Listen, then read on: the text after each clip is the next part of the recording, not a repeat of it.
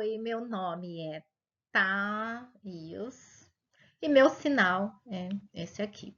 Bom dia.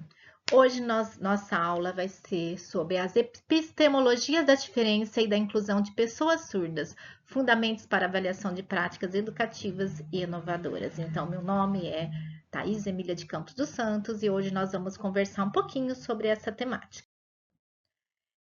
Então, a referência básica para a aula de hoje estão nos seguintes livros, que no material de vocês, no roteiro de aprendizagem, consta nas referências bibliográficas, tá? Então, é importante vocês darem uma olhada nesses livros. O primeiro livro é Identidade e Diferença, a Perspectiva dos Estudos Culturais, de Thomas Tadeu da Silva, onde a gente vai ter o capítulo A Identidade em Questão de Stuart Hall.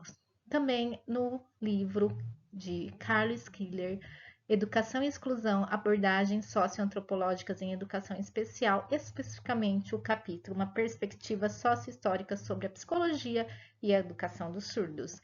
Também um pouquinho do que eu colho, né, para o material dessa aula virtual, vem do livro de Karin Lilian Strobel, As Imagens do Outro sobre a Cultura Surda, e também com uma base ali, vigotskiana, do livro Pensamento em Linguagem.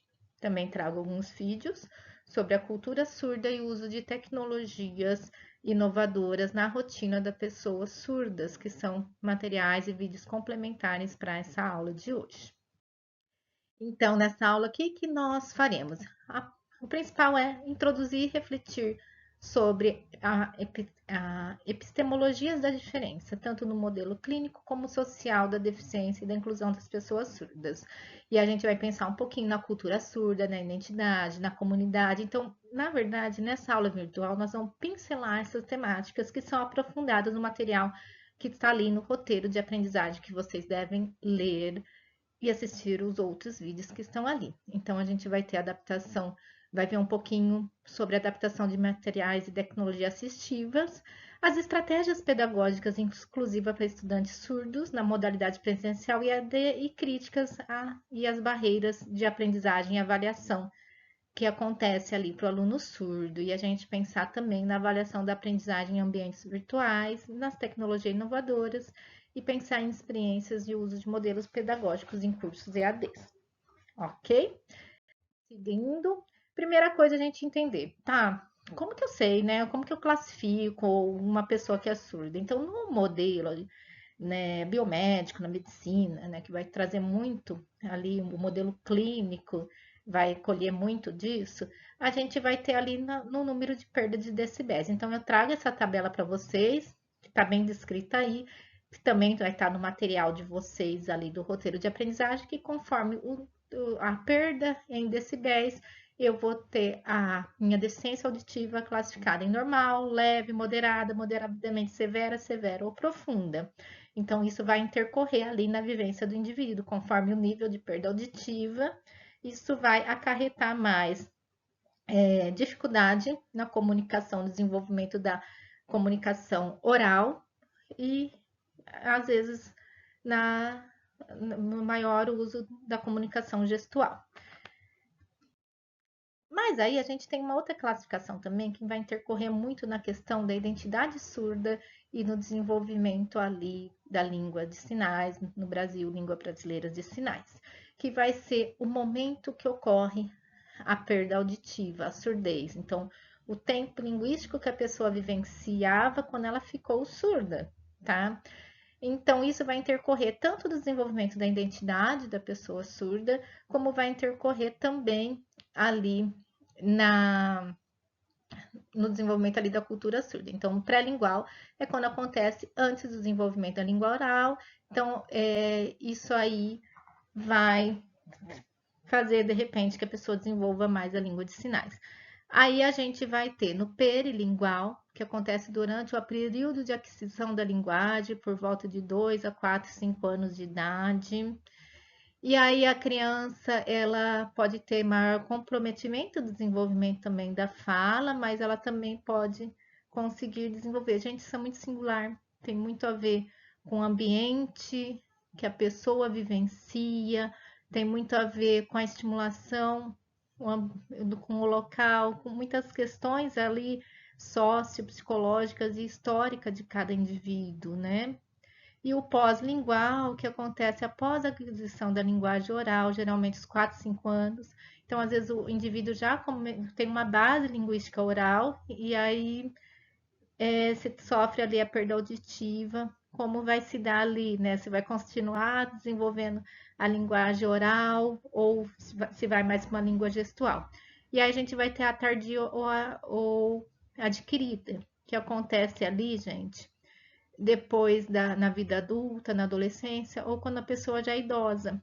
Geralmente, quando é idoso, é, às vezes o impacto de afetar a comunicação oral é menor e a pessoa acaba tendo mais dificuldade de se desenvolver uma língua gestual. Então, acaba utilizando muito, às vezes, escreve no papel para se comunicar, prefere o uso de aparelhos auditivos do que desenvolver o gestual. Então, isso é muito único.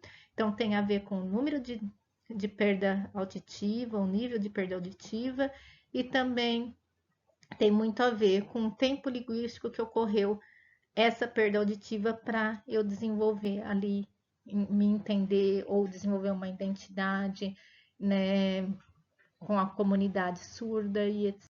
Então, vai ficar mais claro quando a gente vê aqui os dois modelos principais de entender o fenômeno ali da surdez. O primeiro modelo é o modelo clínico da surdez e o segundo é o modelo socioantropológico da surdez. O modelo clínico é o mais antigo, ele é muito baseado nos estudos biomédicos, né, vai entender a surdez apenas com a perda sensorial que deve ser tratada ou corrigida. Então, foca na reabilitação, no processo de normatização do indivíduo, é muito centrado ali na perda auditiva, na deficiência, e não vai ver a surdez como uma diferença social, mas apenas como uma perda, uma deficiência.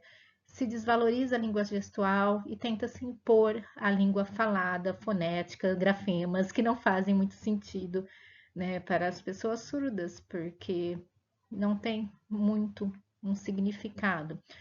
Esse modelo é muito criticado pela comunidade surda. A partir da década de 70, eles começam um movimento social muito forte para abolir esse modelo, que só em 2002 no Brasil consegue se reconhecer a língua gestual, a Libras, como a língua natural dos sujeitos surdos, né? Então é uma luta muito grande, passaram-se por muitas violências, a imposição do desenvolvimento do oralismo nas pessoas surdas, chegavam uma época a segurar a mãozinha das crianças para elas não fazerem gesto e forçarem a desenvolver a fala, a leitura labial, então isso trouxe muito sofrimento. Então as pessoas surdas lutaram para o reconhecimento da Libras.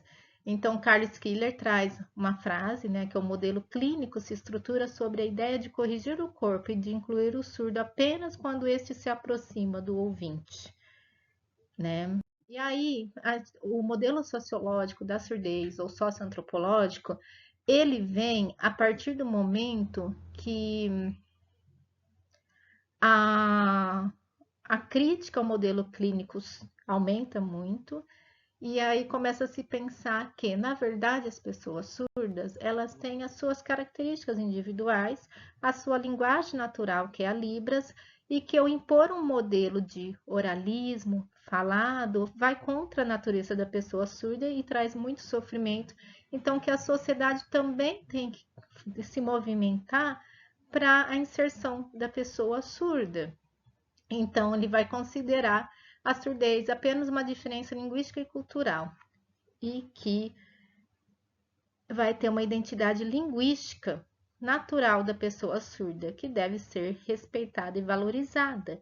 Então, há uma valorização da língua de sinais, né, uma ênfase na identidade surda como uma vivência, um modo de ser próprio da natureza e da história sociocultural e dos valores e práticas desse indivíduo. Então, vai defender a educação bilíngue, propõe o ensino da língua de sinais como primeira língua, tá? A educação bilíngue, a gente vai entender o quê? A Libras é a língua natural da pessoa surda, o português é a segunda língua.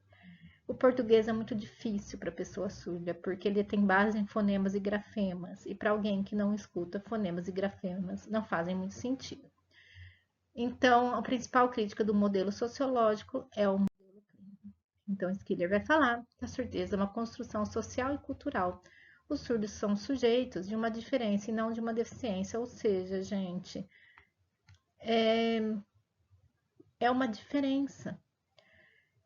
Se todo mundo não escutasse, não seria deficiência. Então, assim, às vezes a gente pensar ali na maioria, em quem detém o poder da comunicação e tudo mais. Então, tem que começar a pensar no modelo socioantropológico, uma via de duas mãos, onde o surdo tem a sua língua respeitada, mas se ele quer interagir com pessoas oralizadas, ele pode duas coisas: usar intérprete, a pessoa oralizada também pode aprender a Libras, assim como ele tem que aprender a língua portuguesa por algumas demandas sociais. Então, são vias de duas mãos.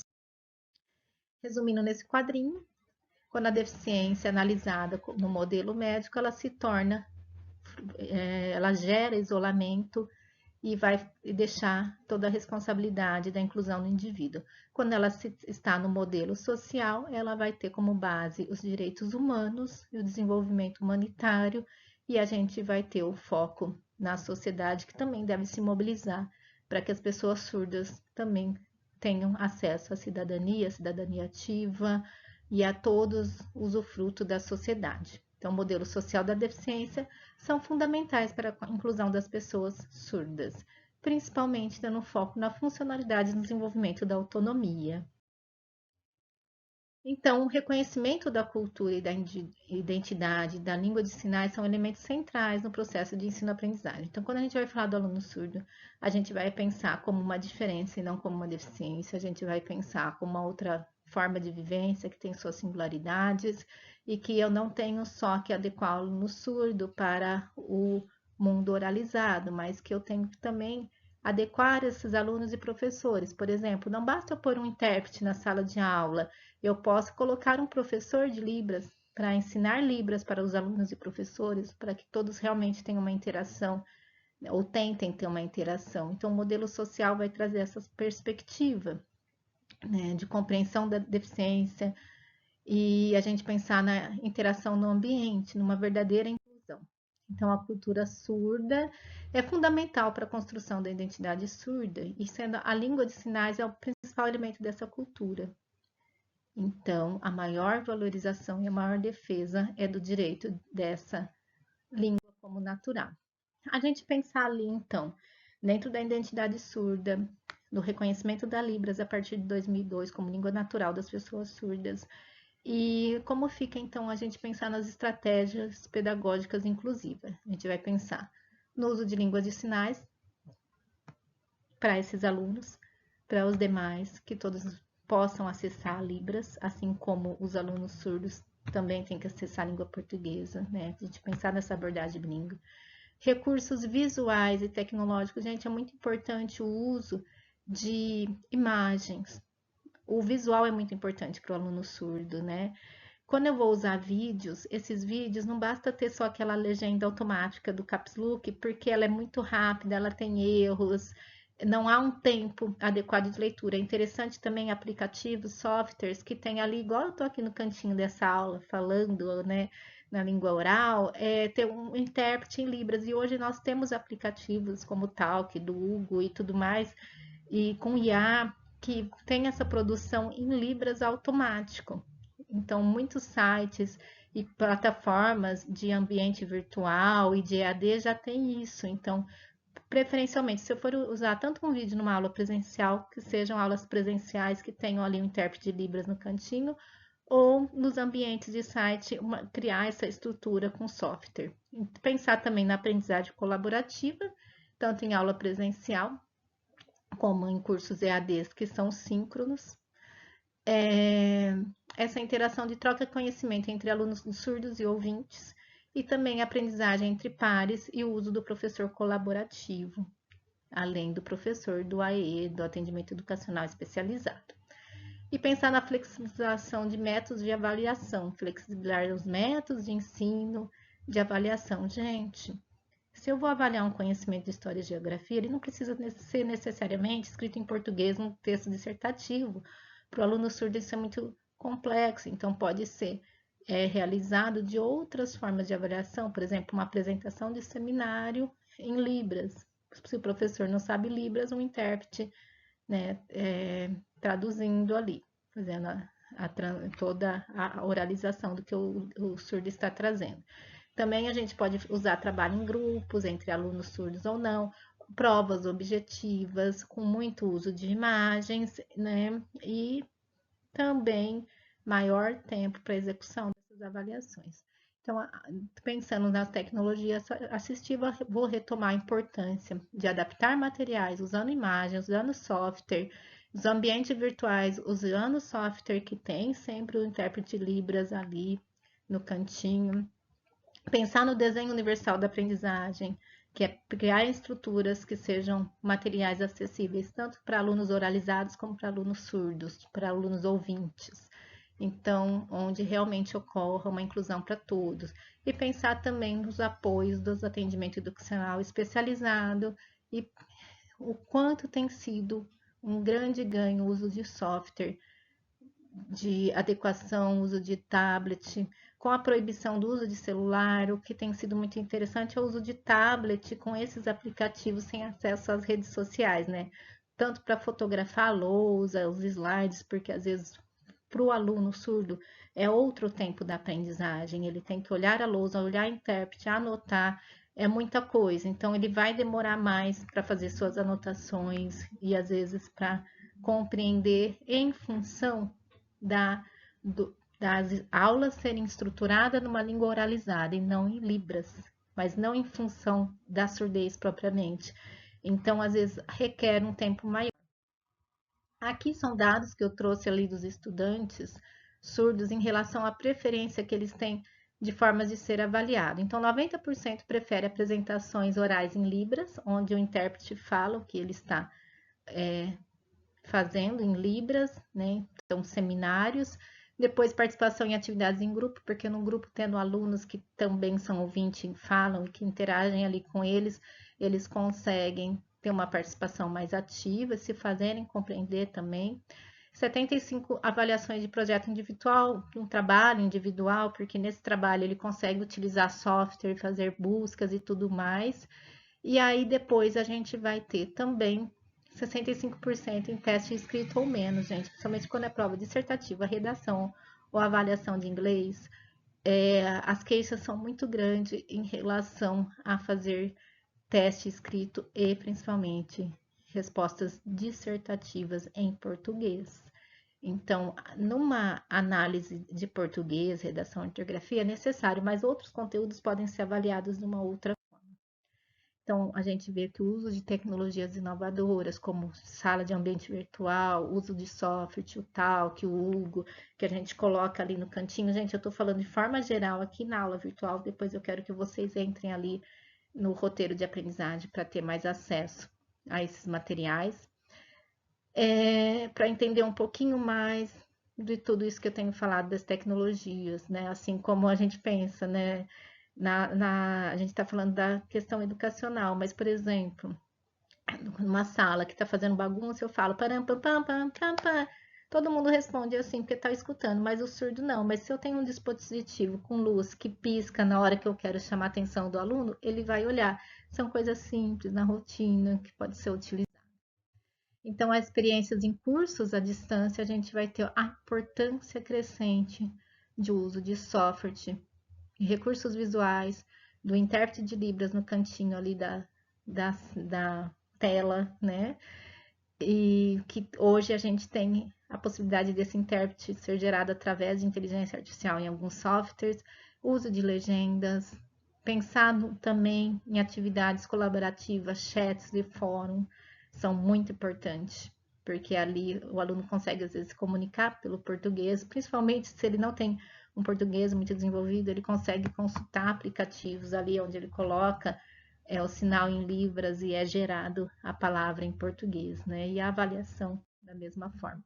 Então, sintetizando, na aula de hoje, a gente viu um pouquinho sobre as diferenças entre o modelo clínico-social, o quanto é impactante, como a gente tem que entender a cultura surda como uma identidade, uma singularidade, e não como uma deficiência, uma defasagem, a importância do uso de tecnologias assistivas para vencer as barreiras nas avaliações e nos ambientes de aprendizagem, e para usufruir dessas tecnologias em diversos modelos pedagógicos. Então, tudo isso são estratégias que permitem ali uma inclusão, onde eu penso ali na sociedade também fazer algo para que o aluno surdo aprenda e não só que ele faça por ele.